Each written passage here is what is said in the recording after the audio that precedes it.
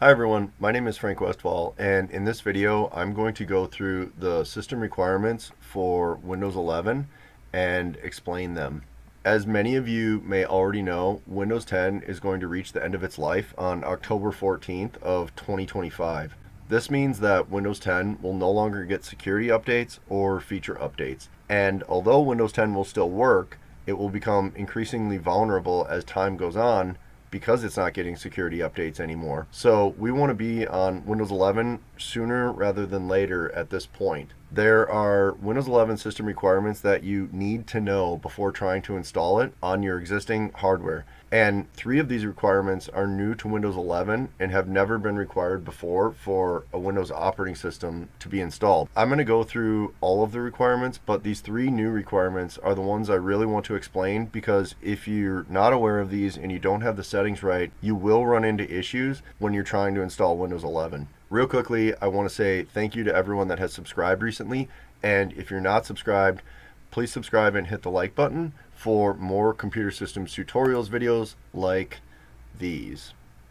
All right, let's get to it. So here I am at the support.microsoft.com. This is the official Windows 11 system requirements, and we'll just go through the list. So processor, basically any processor that is 2015 or newer is going to be able to run Windows 11. But if you want to be absolutely sure that your processor will support Windows 11, they have a nice list here compiled. And in this matrix, they show the supported processors for every version of Windows that has ever been released. So that's pretty sweet.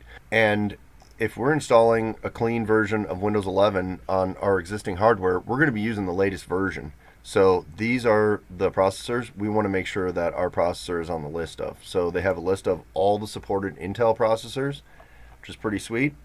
And then they have a list of all the supported AMD processors.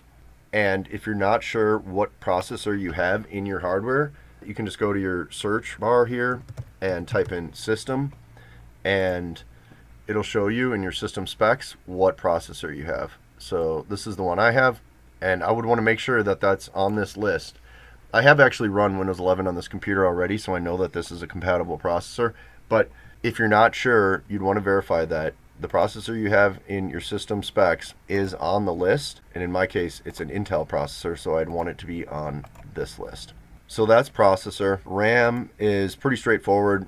They say 4 gigabytes, and that's the technical requirement. Like if you have 2 gigabytes, you won't be able to install Windows 11. But I recommend having 8 gigabytes or more if you want it to run smoothly. I have 8 gigabytes in this, and it runs Windows 11 no problem. And storage, 64 gigabytes or more. That's pretty much any hard drive or solid state drive. But if you are using a mechanical hard drive and you're going to go through the process of installing Windows 11, I highly recommend putting a solid state drive in your computer. It's just going to be way faster and everything will run way smoother, and they're really cheap at this point. You can get a good 128 gigabyte solid state drive for like 25 bucks now. And next is system firmware. Now this is one of the settings that is new to Windows 11, and this is not optional. Your firmware, which a lot of people still call BIOS as well, needs to be set to UEFI boot mode. There is legacy boot mode and UEFI boot mode, and I'm going to do a video that explains exactly what the difference between those two are, but you really don't need to know the differences. You just need to know that in your BIOS you have to have it set to UEFI boot mode, and I have a video where I show exactly how to do that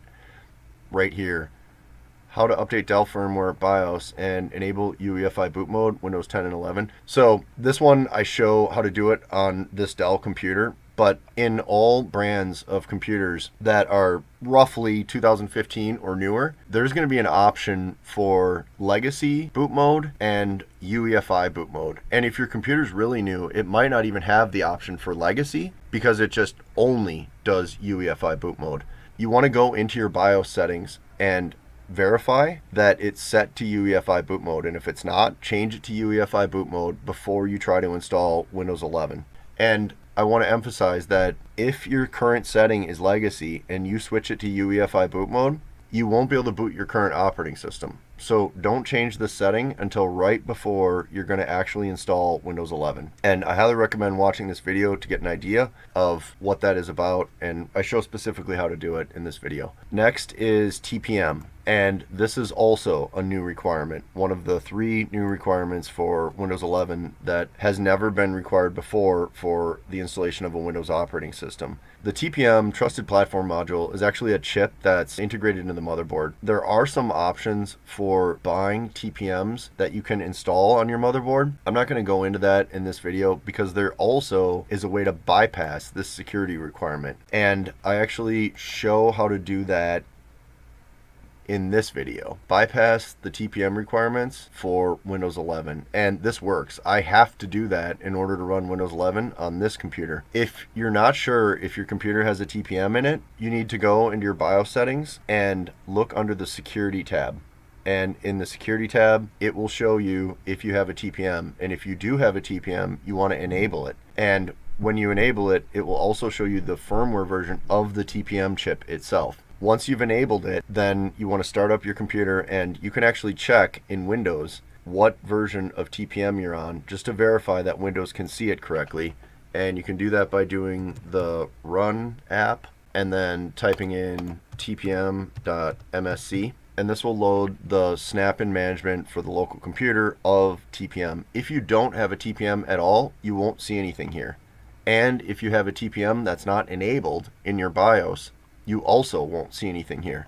But if you have a TPM and you've enabled it, then you can see that the Windows operating system can see it, and you can also see the firmware version. Right here is the firmware version, 1.2.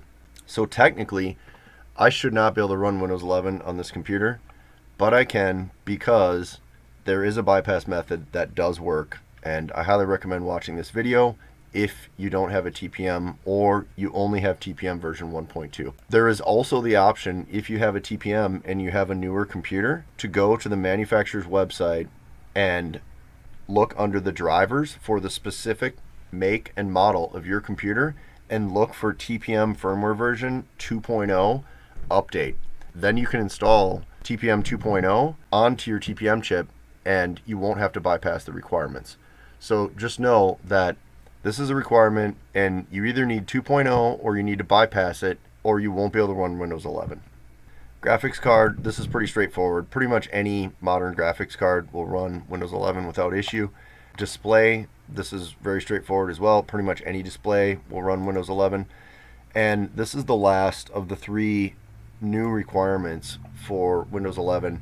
In previous versions of Windows, you could have an offline account, which is considered a local user account, or you could have a Windows Online account. I think they started the online account in Windows 8, but for Windows 11, you have to use an online account, and that requires you to have a Microsoft account. So I recommend before you go through the installation process of Windows 11, just make sure you have a Microsoft account already created and make sure you know the password for that. Then the last thing that I want to cover, Windows version for upgrade. So if your computer met the requirements for Windows 11 and you went into system, there'd be an option here to update to Windows 11.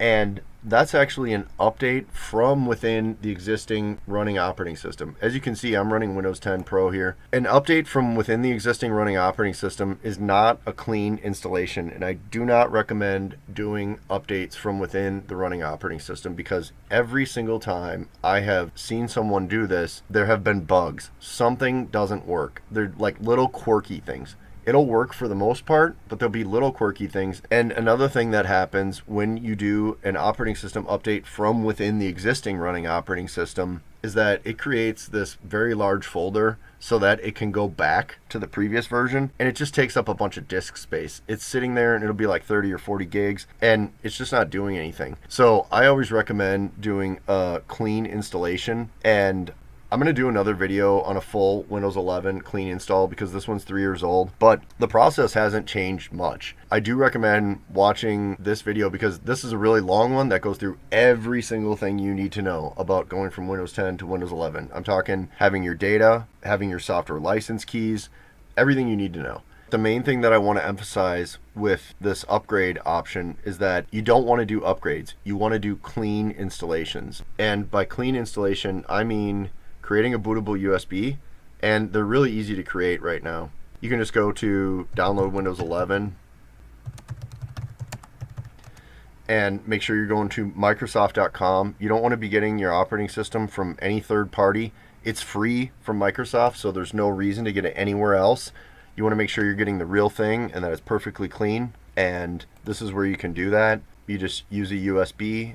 I'm going to make an updated video on this as well. I actually did one in the past, Windows 11 bootable USB from an ISO file. This process does work and you can still use that, but it's even easier now because they have the Windows 11 media creation tool now. So this would be where you want to get your factory image and then create your bootable USB and then use that to install Windows 11. So I hope this was helpful. Please subscribe if you're not subscribed, and please leave any questions in the comment section. I do try to answer them. Bye for now.